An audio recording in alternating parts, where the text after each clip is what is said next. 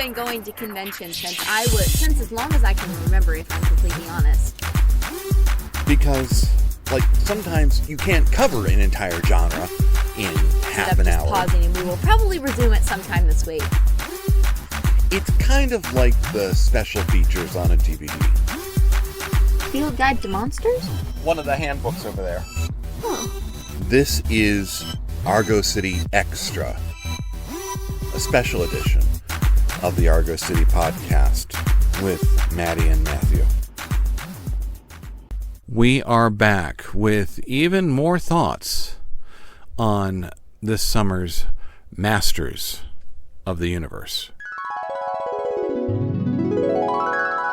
If you cut out, you know what, I was, on Friday I was saying 75% of the jokes. Yeah. Tonight, I could probably bring that down to 25%, but still... I would still put it up to 50 at least. Well, see, now here's the thing that I discovered tonight. It's different on the second watch. Oh. I actually said this to you in the car. Yeah, you mentioned it on the drive over. And you weren't sure what I was talking about. But it's actually better on the second viewing. Because you know now, going in, that there's going to be some gags. They're going to do some silly stuff. And not as many of them are a punch to the gut as they were before. Yeah. There's still plenty of them that are, and too many of them. This movie does not need to apologize for itself, because what it's doing, it does well. Yeah. I take these characters seriously. I disagree with you about the fight sequences. I think most of the fight sequences are amazing because most of the time they've committed to them, except when they have to drop a joke in to break the tension. And sorry guys, I know we know what it is, but there's even the gag about all the names are... that just felt disrespectful to me. See, I've heard that from some people, and I've heard other people who like it. I could go either way. If I'm feeling charitable, I'm like, okay, I understand you wanted to do that, and I'll give you that, but you still take it too far. Yeah. And... Yeah, because it's nothing but making fun of it. Can we also I want to go back for a second to talk about He-Man and his whole origin story as a HR manager. I liked that. I thought it's making fun of it.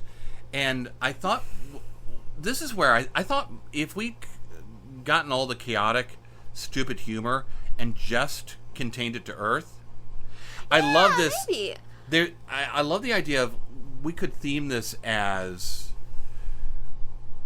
Eternia is more real than Earth. Earth is the ridiculous place. That could have been cool. And that juxtaposition would have worked. Yeah. Especially, like, at the end, when he's having his visions. And it's Skeletor in the gym. And it's Skeletor in the HR office. You know what? I didn't think that was stupid. Oh, I did. See, I liked that because it's, again, Earth is the weird, stupid place. Eternia is real. And for me, that worked. Huh. I don't know. It's just about, I want to say 20, 30 minutes in, I was at my wit's end with the jokes, and I couldn't take any of it serious anymore, which, honestly, I didn't enjoy it. It's, like, towards the end, I did get back into it with the whole fight with, like, Evelyn and Skeletor. That was cool. And then we, like, shrink back and we go through all the stories and such. That was cool. So they managed to re-grab me at the end, but honestly, the humor just ruined it.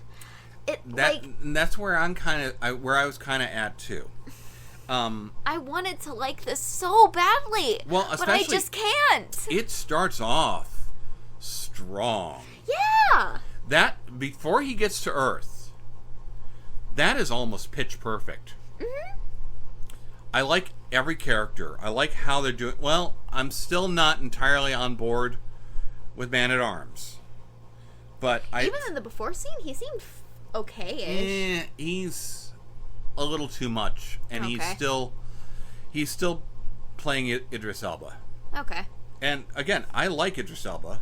I like him in most stuff. I even like him as Heimdall. Yeah. Really? Oh, that's cool. I didn't know that. I mean, well, did you realize who Skeletor is? Do you know who that is? I knew the name. I didn't know the... Skeletor is the Joker in Suicide Squad. I would not have gotten that. Skeletor is the Hatbox Ghost in Haunted Mansion. Which one? The old or the new one? New. Oh. And we liked the new one. In fact, I heard a lot of Hatbox Ghost. I think voice acting actually may be Jared Leto's best destiny. Could they make Skeletor more scary? Like They could, but see, it didn't bother me so much. There's sometimes that it did, and it bothered me more on the first than it did on the second. Because on the second, I get, okay, we're trying to be melodramatic. We're trying to be over the top.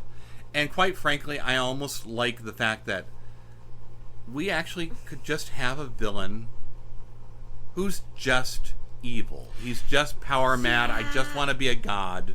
Oh, no, why can't I be God? I mean, I miss that from the age, because, like, I'm really into Twisted Wonderland right now. That's back in the age of villains when they are just pure villains. Yeah, and he is. Yeah, he is. I wish they had made his... That's the moral of the movie. Also, if you have a skull for a face, you might be the bad guy. Yeah, I kind of wish they had made the skull at least a little bit more realistic, or maybe given him more of a darker look, pulled his hood up a bit further or something, just because it looked a little off to me, especially with the eyes. I don't know what they were trying to do with, like, the eyes, but they do it too nonchalantly. I want Skeletor to be scarier. Mm-hmm. I wanted him to be so intimidating. I do love the fact that he is cruel. Yeah. He is abusive. He is evil. Now here's the other one I really wanted to ask you about. What did you think of Evelyn? Oh, I loved her in this. Did you? Aside from the stupid gags, if I erase all of those from my brain, she's fun. Generally, she tends to be one of my favorites when it comes to this kind of media, but, like, her and Tila, those two tend to... Yeah. But well, I thought she was written really well. Oh, she was fun. She felt realistic, but not in a stupid way. I loved seeing the way they did her magic. I thought that was really interesting. Yeah. Even if the heroes got out of it a bit too quickly for my taste. But I don't know. I liked her. She's, at one point, we get that scene towards the end where she's, like, talking with Tila, like, you want to just get out of here and let the guys deal this out? Love and I'm like, that. yes, please, that sounds so great. Go get some girl time off screen. I so desperately wanted a fight between the two of them. That would have been, like, a longer fight. I really enjoyed the fact that she's ducking out when things get bad. Oh, yeah, because she's not afraid to run. That is that character. Mm-hmm. I like the fact that she's kind of a toady. I like seeing Skeletor abuse her. Yeah. Not in a misogynist way, but it's just... It's in the way he sees her as one of his soldiers, and when his soldiers need to be punished. It's just so in character. It is on theme. It is on point. And you even get that underlying... that subtext. Yeah. That she's just using him for power. She's next in line. Oh. If he becomes powerful, so does she, in some way or another. I feel like she'll stab him in the back. Oh, see, when I was initially watching that interaction, like, at least you still have me. I don't know. I got like a romantic underplot of that, but I could have just been crazy. There's been some romantic subtext to that. You're not wrong about that. Okay, I'm glad I wasn't crazy. No. But no, you're right. She's cruel in the best way, and I don't know. She was fun. I also really love the whole look for her in this. The look was so good. I'm not purfling to the white hair underneath, but I did love the headdress. It was very pretty. The white hair is canon. Is it? It's always been canon. All the way back to the cartoon that we're watching. There is 1 or 2 episodes. She takes the helmet off. Oh. It's actually like a buzz cut almost. Because like hers a is like spiky, longer. You can like see it through the helmet. We get a little bit of that in the 2000 series too. Oh, okay. But it's always been that. The 2000 series actually really delves into her too, because her father is cursed. She stole the Havoc staff. Is an artifact that I believe she procured for Skeletor. Interesting. Her father's fortress, her father's stronghold, looks like the Ram's Head. Huh. And her father's punishment, well, they refer to him as the Faceless One. Oh, that's sad. See, this is the fun thing, though, too. They don't load us down with the lore, but if you know the lore, there's that moment. He-Man's like, I don't know what's wrong with you. Maybe it's because you didn't get to be king. Maybe it was because you didn't have a loving family. And your ears pricked up as soon as he said that. Because we know the lore. Yeah. Skeletor was Keldor, and Keldor is Randor's brother, is King Randor's brother. Yeah. But he's half-brother, yeah. Different mother. The mother's a different species, which is why he's blue. Yeah. And then I was mentioning to you as well, if we're going to get into the lore, because I could talk the lore all day, and I won't, I promise. Yeah, please. But if we're going to get into the lore, DC Comics, when they had DC Comics knew what they were doing. They just did. Both times, by the way, because they had the license originally, and before the cartoon. Huh. And they made it really interesting, really heavy fantasy, with like them talking like Thor, with a lot of these and thous in King James English, and a lot more menace. Well, when DC got the license back before the Kevin Smith Lied series, they decided, well, Keldor wasn't just Randor's brother. He was the elder brother. Yeah. And somebody I was listening to mentioned He-Man's really, it's Thor and Loki. It's that kind of epic story. Yeah. When you add that element in, it's Shakespearean. It's positive. It's practically Hamlet or Macbeth. And I love that about that, and that's a lot of what I wanted here. When we're talking about the comedy that just frustrated us both. Yeah. See, the cartoon here, it's a little campy. It's a little silly. Well, yeah, but it's 1985, and they're only allowed to do certain things. Nobody can get stabbed. Nobody can die. See, I was kind of surprised when He-Man threw that guy off the cliff, like into the lava. Yeah, this had all the restraints lifted, which is why the humor annoys me. What we're watching here, it's a little silly and campy. It's not trying to be. Yeah. It's unintentionally that way because of the limitations they've got. But the movie is silly and campy intentionally, and you didn't have to do that. No, you didn't. It was so stupid. It's the same thing that they did to the Green Hornet movie. It's the same thing they did to the Shadow. It's the same thing they did to the Lone Ranger. It frustrates me because you didn't have, just because it ended up being that way doesn't have to be. And when I talk about how this did not do well, a big part of me feels like that's the reason. Yeah. What I want to see is, I would like to see this, maybe it's its only chance. Mm-hmm. I'd like to see this find a new life on cable or on streaming. I'd like to see people discover it and maybe give it another chance. Because there's certain movies that completely bombed in the theater. Mm-hmm. They found, for my generation, they found new life in the video store. Yeah, like I know a recent one, Encanto, bombed in the box office, but like got revitalized in streaming, which is kind of crazy. I'm shocked because you and I went to see Encanto. Yeah, we got to see the preview of it. Yeah, and we loved that was an excellent movie. I mean, it's not your typical Disney princess movie. It gets lumped in there, and it shouldn't be. It's really its own thing. Yeah. But that surprises me. And I'm hoping that this has that same kind of surprise because, like I said, it didn't do well. And the word of mouth, either people loved it and loved it being silly, or more often than not, the word of mouth is what we were saying. It's ashamed of being a He-Man movie. Yeah. And so it keeps shooting itself in the foot. And people were hearing that and like, well, I don't want to go see that. Yeah. I will say, we had a good crowd in the theater.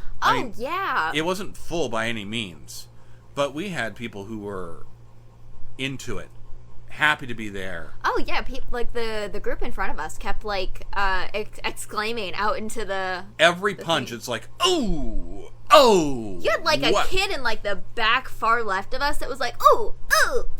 But I mean, he's not wrong because when He-Man punches you in this movie, you feel it. Yeah, you're not getting up anytime soon, my friend. I mean, you feel the impact in the audience. You hear it and you feel it. They go as far as to give us a nice big special effects thunder punch. Yeah. Just like the toy.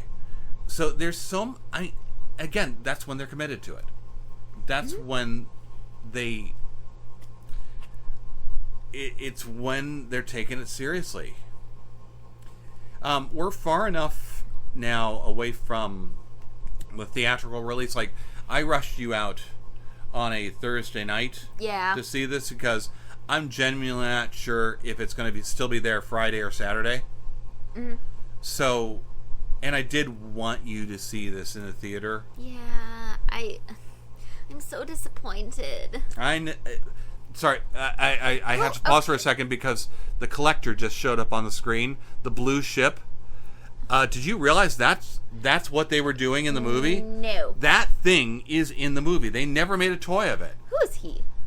Him, that's Whiplash. So he... was he in the movie? No, I feel like he was not. Okay, I feel like we saw like a reptilian guy in there, and they were drawing attention to him. We saw a weird, like, clawful kind of guy with the Masters, not with the Evil Warriors, and that was weird. Their choices of who they included was weird. Yeah. Like, Fisto is late in the line. Ram Man's early in the line. Triclops and Trapjaw, okay. Happy they're in there. Happy to see Trapjaw being just a monster. Just so well done. I play him too. That's another one. I love the fact that like him and Man-at-Arms have a beef because I cosplay both of them. But yeah, some weird choices as to who to bring in. Speaking of weird choices on who to bring in, can we talk about my other favorite character in this movie? Oh yeah, my beloved robot friend. Oh yeah. So Roboto is a gender switch, except is she? Because that's supposed to be it's a robot, so it's kind of genderless. But no, let's be honest, that's not a genderless robot. That is absolutely Kristen Wiig, and she's not being the insufferable Kristen Wiig of Ghostbusters or Bridesmaids. Oh. No, seriously, this is the best thing Kristen Wiig's ever done outside of Saturday Night Live. No, this is the best thing that Kristen Wiig has ever done. Oh, okay. You know, Roboto's... I don't have a Roboto. You don't? I don't even have a vintage one. Oh. The more high-tech the characters got, the less interested I was. Oh. So there's a couple of them, like Clamp Champ and Rio Blast and Roboto, that I just don't have. But, man... I kind of want this Roboto. She was wonderful. She's a fairly small part of it. We meet her in the dungeon. She's cleaning up after Man of Arms, and she kind of follows along with the crew carrying stuff and doing robot-y things, and eventually she's been made into a service robot. Yeah, and this is a combat robot that's made into. Of course, she's been lobotomized. Our He-Man, he befriends the, what did they call them? The alive appliances? Stop making friends with the appliances. Yeah, stop making friends with the appliances. And then she proceeds to break them out of the door, and I'm like, I whisper to you, this is why we make friends with the appliances. And she eventually gets, like, reprogrammed into, like, her actual battle mode. And it's, because the funny thing, I loved her dialogue with Man of Arbs. You cannot assassinate me. Do not assassinate me. I'm going to put you back. Do not assassinate me. I made no promises. No promises. And I just, she was so fun throughout this. That is such clever. It's the clever wordplay that I really like. Yeah. And that sort of buddy cop antagonistic relationship is so much better than it has any right to be. Right. This is a one-note character with an actress that I actively dislike. But you commit to this you commit to this character. Yeah, well, you know what? We keep saying it. When they commit to it, it works. I take her absolutely seriously. She's wonderful. I never stop believing her. And you really... I loved her. She got destroyed, and I was like, no! You didn't just know. You didn't just whisper no to me. You shouted in the middle of a crowded theater, no! It was loud, and I was so sad. Because, that collector just brutalized her. She got completely destroyed. I was so upset. Now, they saved the head, and so she can come back. There's a lot of that, actually. Mossman gets reduced to mulch. Trapjaw does get killed.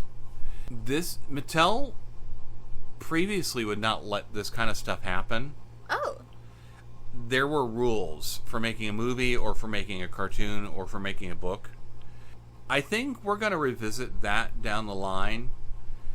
So we'll put a pin in that for a month or two.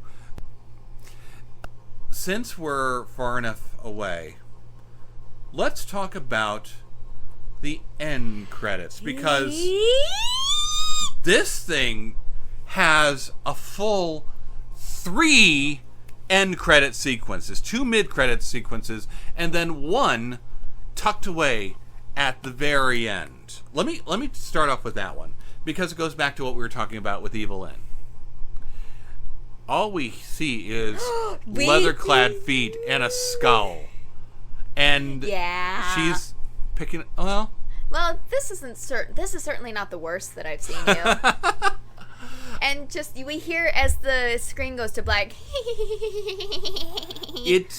I love it. It's perfect. It's that was so funny. her. It's such a brilliant coda, and she's still number 2. She's the right-hand man. Yeah. I still think she's doing it for her own purposes.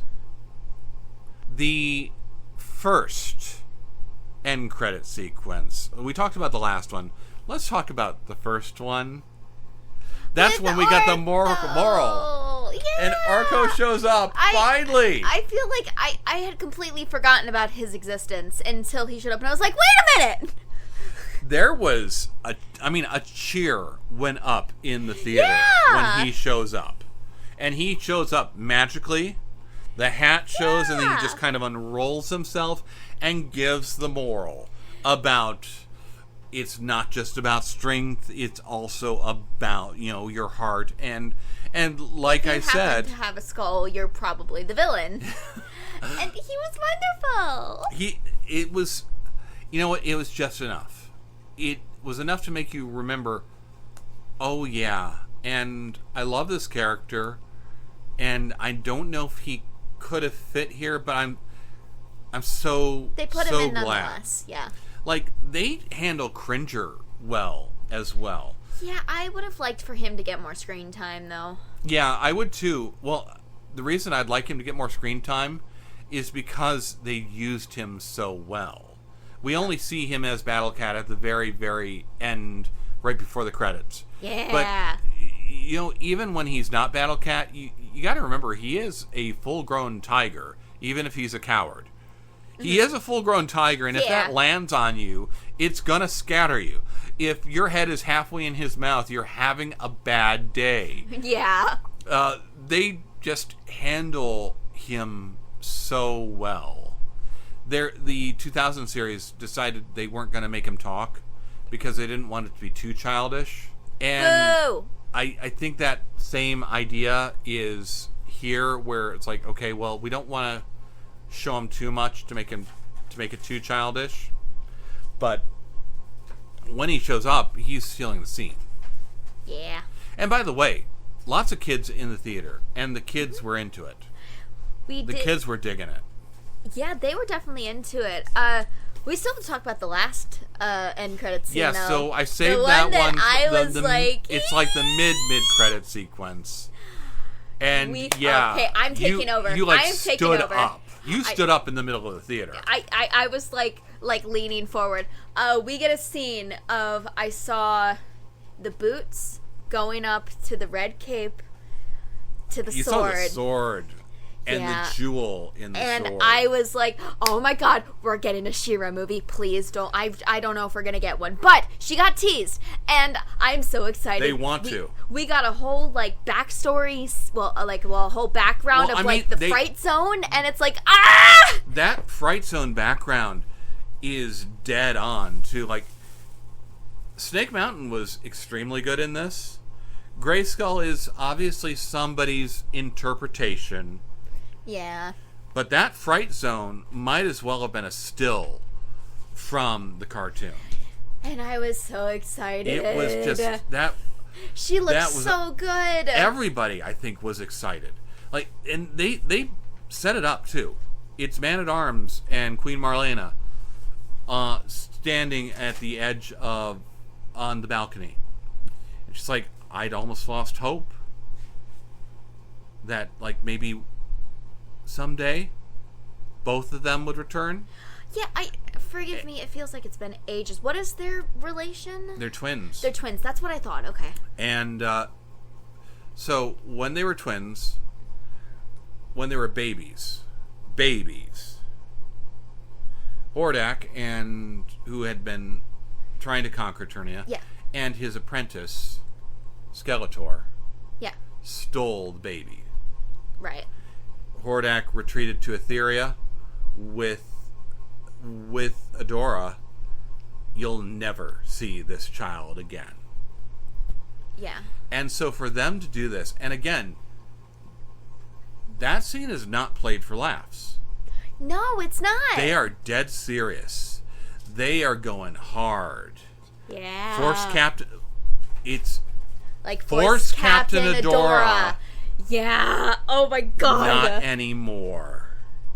Yeah, I almost felt like that was a little off. I was hoping we would get her backstory, kind of like we did for this. It still could happen, because her backstory. I've got it back there. Yes, I have the secret of the sword. Well, I saw that in the theater. That's not the point. But yeah, and that may be the biggest tragedy here.